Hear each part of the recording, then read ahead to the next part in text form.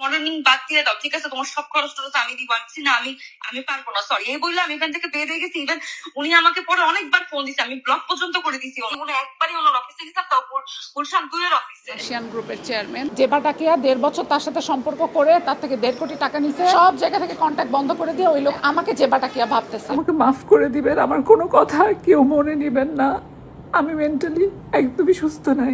আসসালামু আলাইকুম প্রিয় দর্শক, ইতিমধ্যে ভিডিওর গুরুত্বপূর্ণ অংশবিশেষ দেখে ফেলেছেন। আরো কিছু গুরুত্বপূর্ণ তথ্য আমাদের হাতে রয়েছে, যেগুলো তুলে ধরার চেষ্টা করব। তাই অনুরোধ করব, যারা এখন পর্যন্ত ভিডিওটিতে একটি লাইক দেননি, অতি দ্রুত ভিডিওটিতে একটি লাইক দিয়ে চ্যানেলটি সাবস্ক্রাইব করে আমাদের সাথেই থাকবেন। আমরা কথা বাড়াবো না, চলুন আগে ভিডিওটিতে একটি লাইক দিয়ে ধারাবাহিকভাবে সম্পূর্ণ ভিডিওটি দেখে আসি। গাড়ি, আপনার গাড়ি মিরপুরে ঢুকবে না, বিশ্বাস কর বোন। তোরে ভুলভাল কিছু একটা ধরাই দিছে, তুই বোকা আসোস, এই জন্য তোর উল্টাপাল্টা গাড়ি ধরাই দিছে, গাড়ি চেঞ্জ কর, ঠিক আছে? না হলে মিরপুরে ঢুকবে না, এমন গাড়ি ধরাই দিছে তোর, এটা কোনো কথা রে বোন? হ্যাঁ, মানে আমি আমার ক্যারেক্টারে চলে যেতেছি। আচ্ছা, আগে ফার্স্টেই বলে নিই, স্নিগ্ধা না কি যেন নামের যে মেয়েটার সাথে এরকম নির্যাতনের একটা ঘটনা ঘটেছে। সো এই ঘটনায় তদন্ত করে যদি এরকম কিছু সত্যি হয়ে থাকে, তাহলে অবশ্যই চাইবো যে সে তার প্রাপ্য বিচারটা পাক। তারপর আসা যাক হচ্ছে তার ব্যাপারে কিছু কথা বলায়। সেটা হচ্ছে যে মানুষ বলে যে মেয়েরা নিজেরাই নিজেদেরকে সম্মান করে না। কথাটা একদম 100% ট্রু। সেটা এই মেয়েটার কথা শুনে আমি বুঝলাম।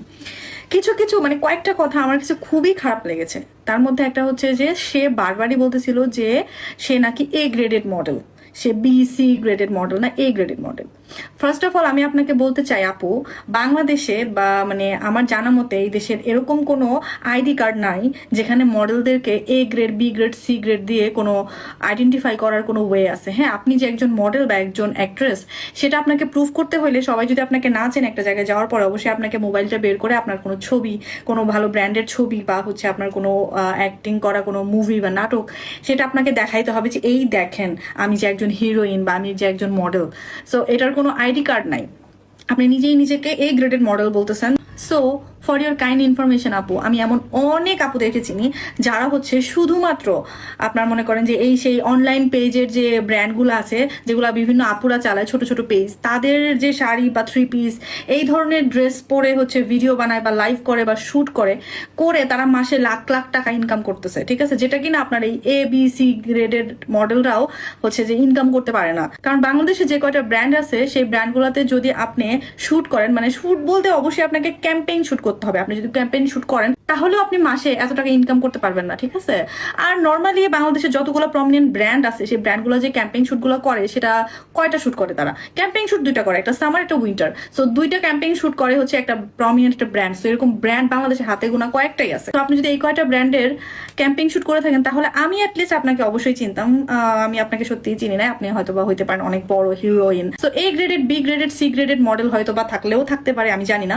তবে আমার দৃষ্টিকোণ থেকে যারা A গ্রেডেড মডেল বলে আমি মনে করি, যেমন পিয়া জান্নাতুল আপু আছে, ঈশা আপু আছে, তারপরে ইমি আপু আছে, এরা হচ্ছে আমার মনে হয় যে A গ্রেডেড মডেল যদি কাউকে ধরা হয় তাহলে এরা হইতে পারে। কারণ এরা হচ্ছে সব রকম বড় বড় ব্র্যান্ডের হচ্ছে একদম কাভার মডেল। এরা এত এত প্রমিনেন্ট কাজগুলো করে, বাট এদের কথাবার্তা শুনলে আপনি বুঝতে পারবেন যে তারা কখনো নিজেকে জাহির করে না যে আমি একজন A গ্রেডেড মডেল। বা এই মডেল আপুরা বিভিন্ন জায়গায় শো করে, যেখানে নতুন নিউ কামার্স যারা আছে তারাও হচ্ছে সেই শোতে থাকে। সবার সাথে সুন্দর একটা বিহেভিয়ার ব্যালেন্স করে দেন তারা কাজ করে। তারা সবার সামনে গিয়ে বলে না যে আমি তো A গ্রেডেড মডেল, আমার সাথে এটা বললো কেন, আমার সাথে এটা করলো কেন, মানে আমি কি হয়ে গেছি, আমি তো একজন মানে A গ্রেডেড মডেল, আমার সাথে BC যায় না। তো আপনি নিজেই একটা মডেল মানুষ, আপনি অনেক কনফিডেন্ট, আপনি বলছেন কি আমি অনেক কনফিডেন্ট। আপনি যদি এতই কনফিডেন্ট হয়ে থাকেন, তাহলে আপনি কেন আপনার একই প্রফেশনের আরেকজন মানুষকে ইনসাল্ট করে আপনি নিজেকে বড় দেখানোর চেষ্টা করতেছেন যে আপনি অনেক বড় কিছু, এবং বাকিরা B graded, C graded model?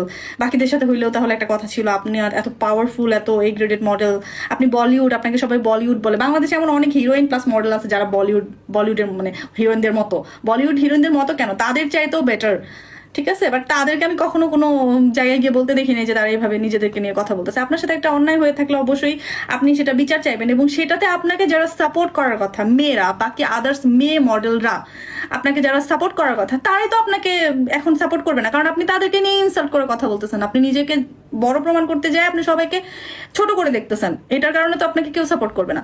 আর একটা মজার ব্যাপার হচ্ছে আপনি বারবার বলতেছেন আপনি বানানিতে থাকেন, সেই গাড়ি নাকি মিরপুরে ঢুকবে না।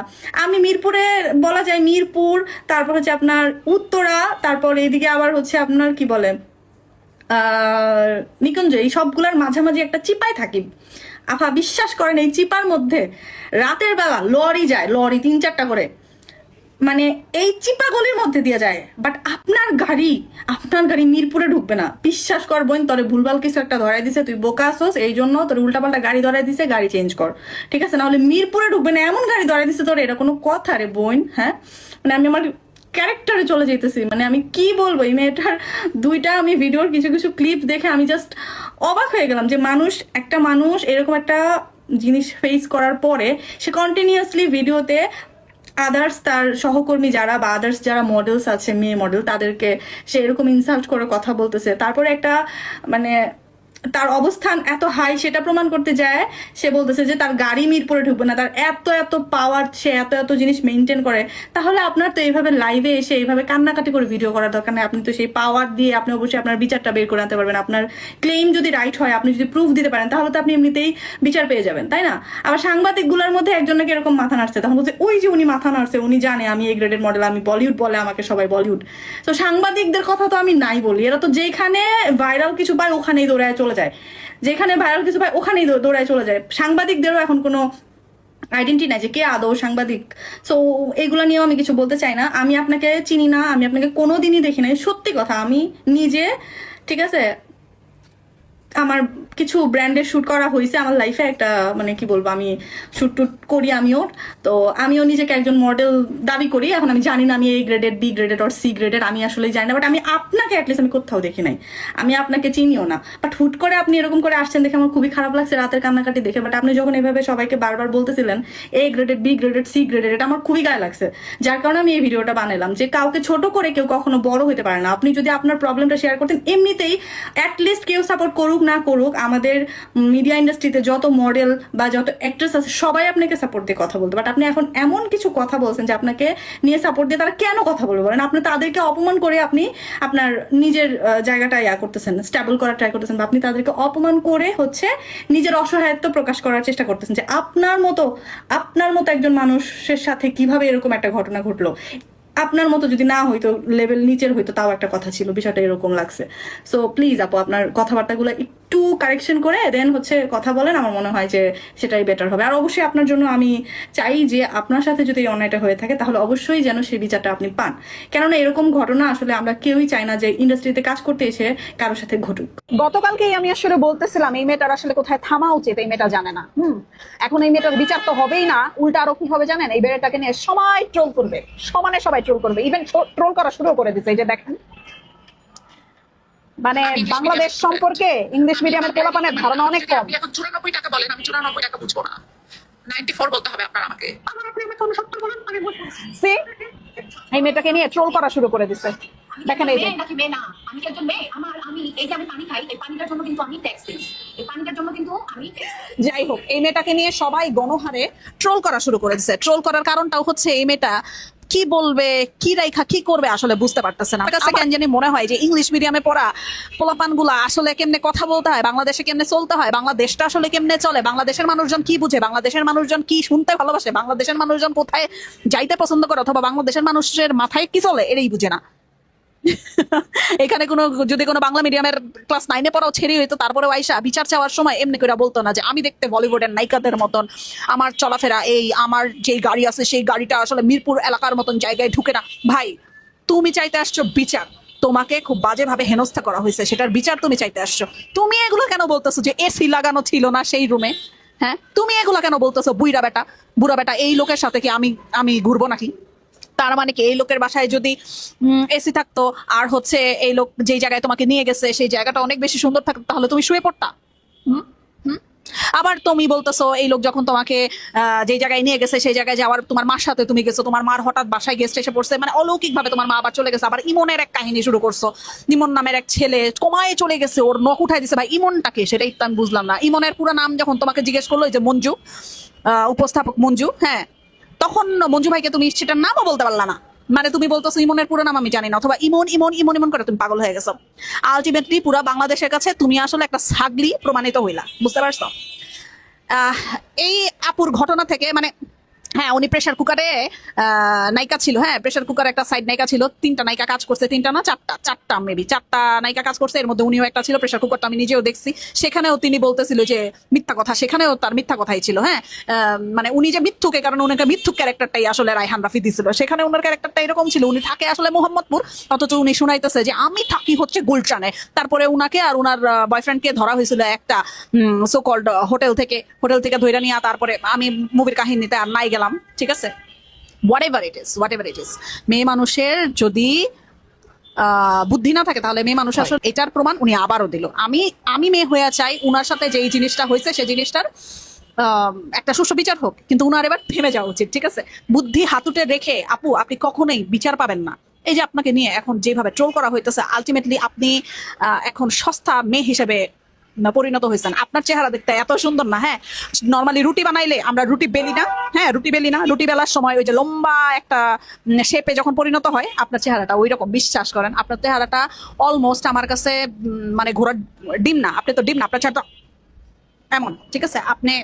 আপনি কোনোভাবেই বলিউডের নায়িকাদের মতো না, আপনার চেহারা এমন, ঠিক আছে?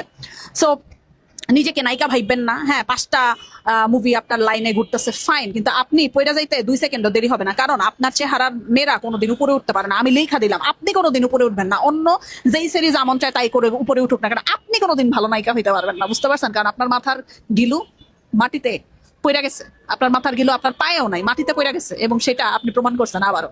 এত অল্প বুদ্ধির গিলো নিয়ে বাংলাদেশে নায়িকা হওয়া যায় না। আর যাই হোক, আর আপনি বিচার পাইতে পারেন আপনার বয়ফ্রেন্ডের জোরে, যে কিনা আপনাকে স্কট দিয়ে নিয়ে আসছে।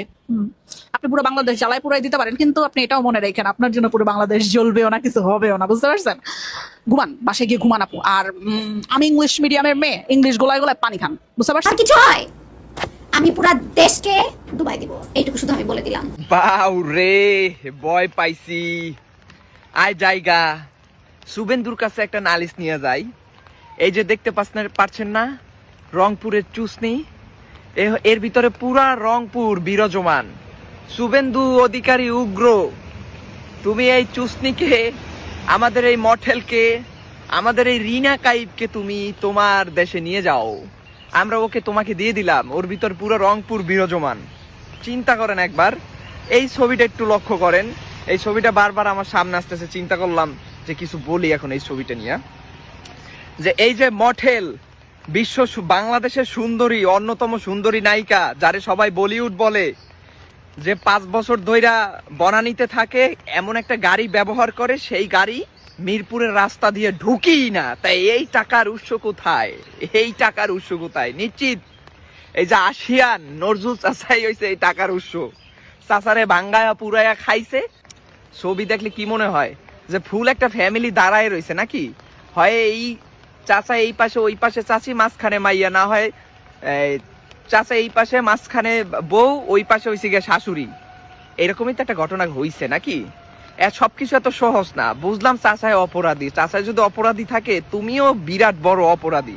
তুমি চাচাকে ব্ল্যাকমেইল কইরা তারপর হাতাইছো। এখন যেই তোমার সাথে বনিবনায় অন্যদিকে গেছে, তখন তুমি পাল্টিটা মারছো।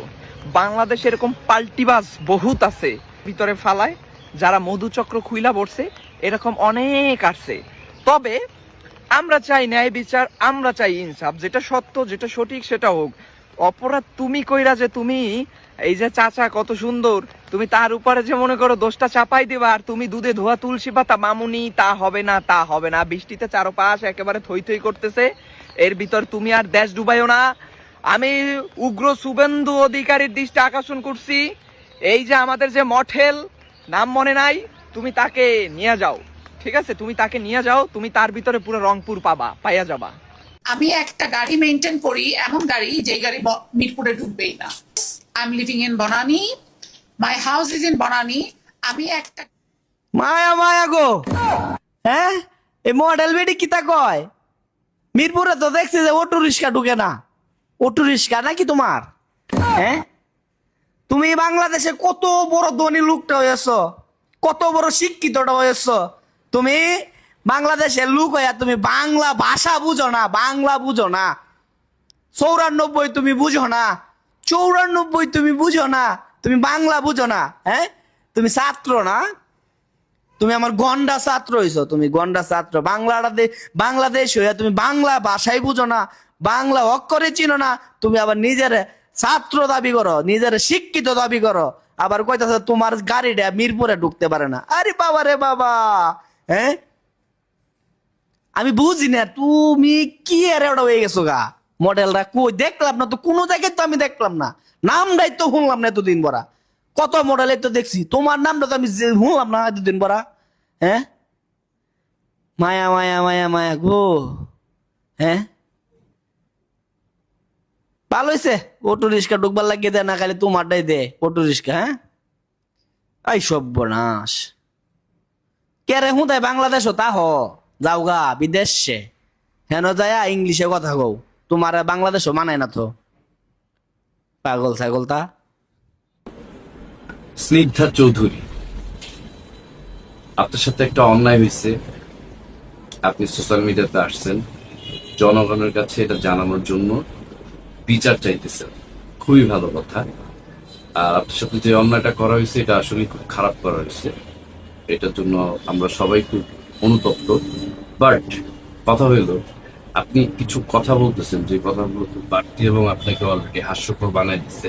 কারণ আমি শুনলাম আপনার মুখে 2-3টা কথা শুনলাম। এক নাম্বারটা হইল আপনাকে সারা বাংলাদেশের মানুষ বলিউড নামে চেনে, বাট আমি আজকে অনেকগুলো ভিডিও দেখলাম যেগুলোতে ম্যাক্সিমাম কথাই ছিল প্রথমে আপনাকে কেউ চিনে না তেমন ভাবে। আর দ্বিতীয় কথা হইলো আপনার যে একটা গাড়ি আছে সেই গাড়িটা মিরপুরে ঢোকে না, মিরপুরে ঢোকানোর মতন গাড়ি না। তো এই কথাগুলো বলার মানে কি? আপনি বাংলাদেশের 1 নম্বর মডেল, আপনি অভিনেত্রী, আবার বলেন অভিনেতা। অভিনেতা কিভাবে হন? অভিনেতা তো পুরুষদেরকে বোঝায়। যাই হোক, আপনি কিভাবে হইছেন আই ডোন্ট নো। মানে আপনি কিন্তু আসছিলেন একটা বিচার চাওয়ার জন্য, আমি জানি না এটা আমাদের সরকার বলতে পারবে তারা কি করবে, আইন প্রশাসন তারা বলতে পারবে। কিন্তু আপনি এখন নিজেকে হাসির পাত্র বানায় ফেলছেন, এই কথাগুলো বলে আপনি নিজেকে হাসির পাত্র বানায় ফেলছেন। আপনার